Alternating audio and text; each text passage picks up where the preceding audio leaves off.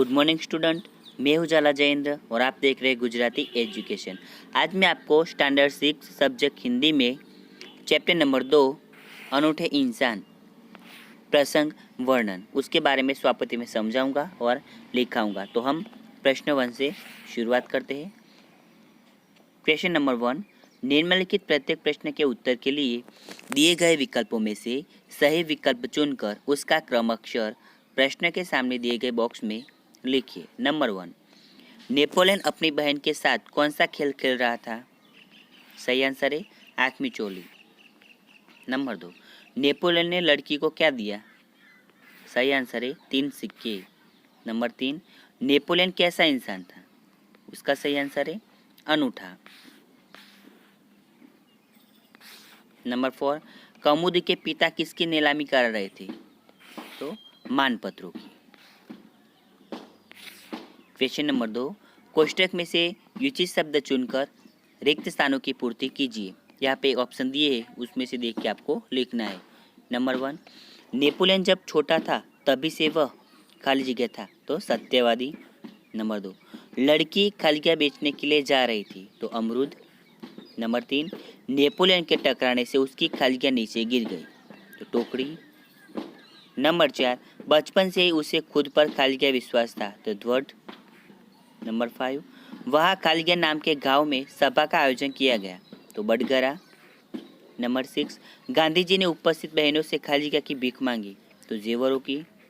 Number 7, Gandhi ji ने खालिया से कहा, तो कौमुदी से। नंबर 8, खालिया से बढ़कर कुछ नहीं, तो देश प्रेम। क्वेश्चन नंबर 3, सही वाक्यांश चुनकर विधानों को पूर्ण कीजिए। नंबर 1, लड़की को डर था कि वह माँ को क्या जवाब देगी। नंबर 2, नेपोलियन भागा नहीं क्योंकि वह लड़की को जो हानि हुई थी उसे भरपाई करना चाहता था। नंबर 3, माँ नेपोलियन से खुश हुई क्योंकि उसने माँ को सच सच बता दिया। नंबर 4, भाषण समाप्त कर गांधी जी भेंट में मिली वस्तुएं नीलाम करने लगे।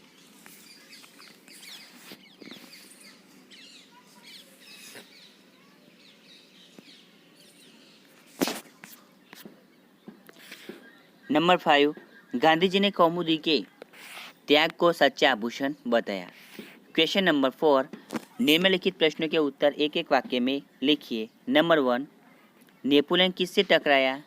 तो नेपोलियन एक अमरूद बेचने वाली लड़की से टकराया। नंबर 2, अमरूद के खराब हो जाने का कारण क्या था? उसका सही आंसर है कीचड़ में गिर जाने के कारण खराब हो गए थे। नंबर 3, इलाइजा अमरूद वाली लड़की को घर ले जाने का विरोध क्यों कर रही थी? उसका सही आंसर है क्योंकि उसे माँ के नाराज होने का डर था। नंबर 4, नेपोलियन कैसा इंसान था? तो नेपोलियन सच्चाई के पथ पर चलने वाला सत्यवादी इंसान था।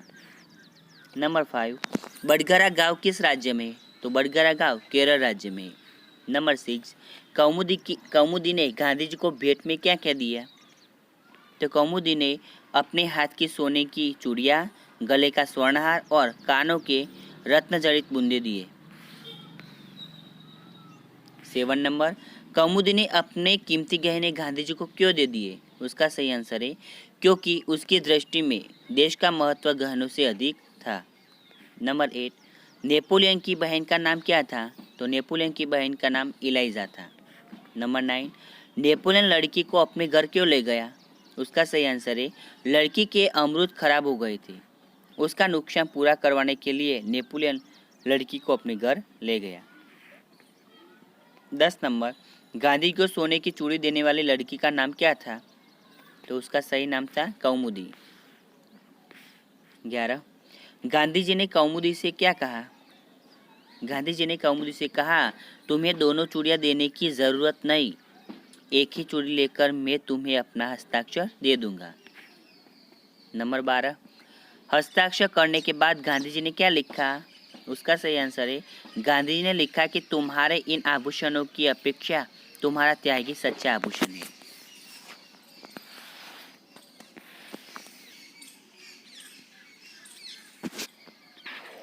क्वेश्चन नंबर 5, निम्नलिखित प्रश्नों के उत्तर लिखिए। उसमें नंबर 1, बापू धन क्यों इकट्ठा कर रहे थे? सही आंसर है महात्मा गांधी ने देश की आज़ादी के लिए लंबी लड़ाई लड़ी। उन्होंने आज़ादी के लिए आंदोलन चला रहे थे, उसमें वह नेता थे। आंदोलन के लिए धन की ज़रूरत पड़ती थी, लेकिन बापू धन कहाँ से लाते? इसलिए वे सारे देश में घूम घूम कर सभाएं करते और धन इकट्ठा करते थे।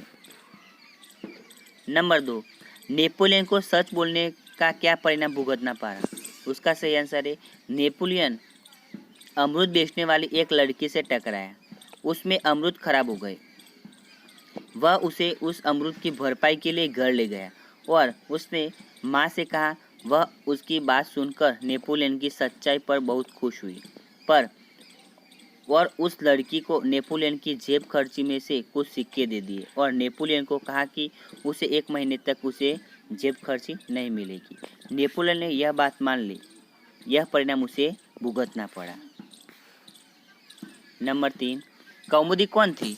उसने अपने देश प्रेम का परिचय किस प्रकार दिया? उसका सही आंसर है कौमुदी केरल राज्य के बड़गरा गांव की बालिका थी। वह गांधीजी महिलाओं से गहनों की मांग की। बहुत महिलाओं ने अपने गहने गांधी जी को भेंट में दिए।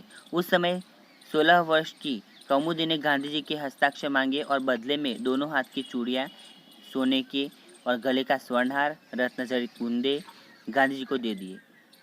देश प्रेम के लिए उसने अपने गहनों की कोई परवाह नहीं की और अपने देश प्रेम का परिचय बताया। नंबर 4, तुम अपने देश की सेवा कैसे करोगे? उसका सही आंसर है मैं कृषि वैज्ञानिक बनूंगा। खेती के नए नए तरीकों आविष्कार करके तरह तरह के अनाजों, दालों और शाक सब्जियों की पैदावार बढ़ाऊंगा। अगर मैं इंजीनियर बना तो तकनीकी विकसाऊंगा जिससे रास्ते सुंदर मजबूत मकान बने। मैं देश में फैले भ्रष्टाचार को जड़ मूल से उखाड़ दूंगा।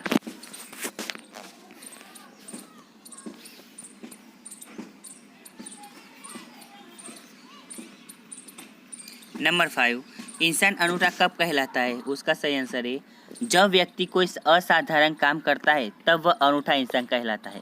जैसे हमारे सरदार वल्लभ भाई पटेल, जब हमारा देश आज़ाद हुआ तब लगभग 600 रियासतें थी।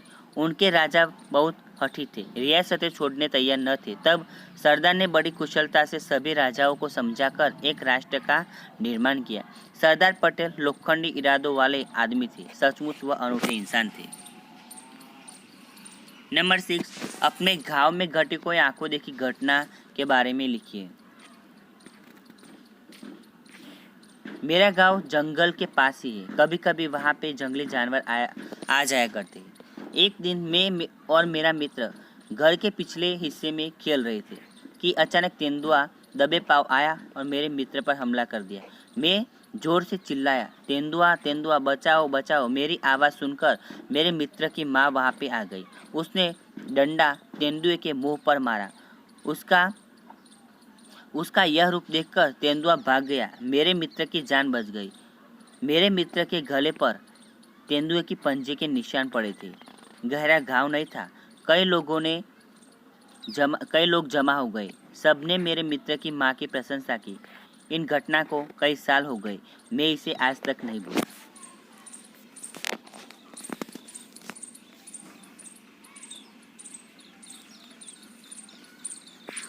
क्वेश्चन नंबर 7, संयुक्त वर्ण से बने दो शब्द लिखिए। यहाँ पे नंबर 1 में द प्लस द तो शुद्ध बुद्ध। नंबर 2 त प्लस त तो वित्त और कुत्ता। नंबर 3 दम प्लस म तो पद्म और सद्म। नंबर 4 द प्लस व त्व तो विद्रान और द्वार। 5 में ह प्लस म हम तो ब्रूम और ब्राह्मण।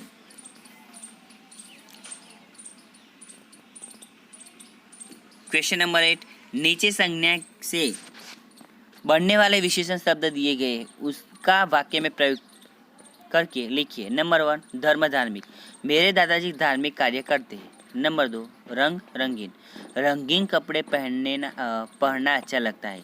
नंबर 3 लोभ लोभी, लोभी आदमी से कुछ पाने की आशा मत करो। नंबर 4 भारत भारतीय, मैं भारतीय हूँ। नंबर 5 चमक चमकीला, सोना चमकीला होता है। नंबर 6 शक्तिमान, वह सभी काम करने में शक्तिमान है। नंबर 7 गुणवती, शकुंतला गुणवती स्त्री थी। नंबर 8 बलवान, भीम बहुत बलवान था। नंबर 9 दयावान, तो राजा बड़ा दयावान था। 10 नंबर दर्शनीय, दक्षिण भारत में कई दर्शनीय स्थल है। क्वेश्चन नंबर 9, उदाहरण के अनुसार लिंग परिवर्तन कीजिए। उदाहरण के तौर पे पुत्र तो पुत्री, वैसे ही मेढक तो मेढकी, तरुण तो तरुणी, कुमार तो कुमारी, देव तो देवी, हिरण तो हिरणी। उदाहरण के तौर पे सांप तो सांपिन, वैसे ही कुम्हार तो कुम्हारिन, नाग तो नागिन, बाघ तो बाघिन, धोबी तो धोबिन, ग्वाला तो ग्वालिन। उदाहरण के तौर पे मोर तो मोरनी, शेर तो शेरनी, जादूगर तो जादूगरनी, मास्टर तो मास्टरनी, डॉक्टर तो डॉक्टरनी, ऊंट तो ऊंटनी। स्टूडेंट, आपको यहाँ पे विराम चिन्ह, ह्रस्व दीर्घ ये ध्यान में रखते हुए लिखना है। क्वेश्चन नंबर 10, विराम चिन्हों का उपयोग करके विपरीत छेद फिर से लिखिए और अनुवाद कीजिए। दुर्गावती बचपन से बहादुर थी। उन्हें युद्ध करने में अपूर्व धैर्य, दूरदर्शिता, अटूट साहस और स्वाभिमान जैसे गुण विरासत में मिले थे। जहाँ वे सुशील, कोमल, अति सुंदर और भावुक थी, वही दूसरी ओर से वीर, साहसी और अस्त्र शस्त्र चलाने में भी निपुण थी। शिकार खेलने में उन्हें विशेष रुचि थी। वे तीर और बंदूक का अचूक निशाना लगाने में भी कुशल थी।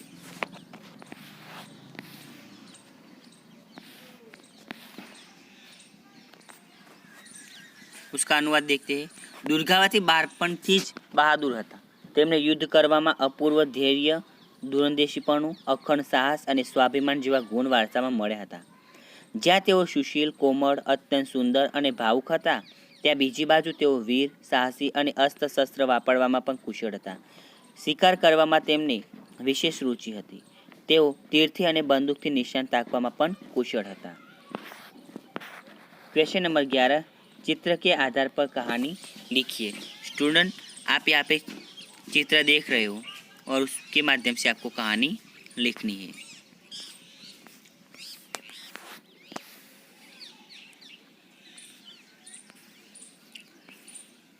कहानी का नाम है सच्चे मित्र। एक जंगल था, उसमें एक तालाब के किनारे कौवा, हिरन, चूहा और कछुआ ये 4 मित्र रहते थे। एक दिन हिरन घूमते घूमते शिकारी के जाल में फंस गया। कौवा, चूहा और कछुआ कहीं दूर चले गए थे। उनसे मित्रों को आवाज दी पर वहाँ कोई नहीं था।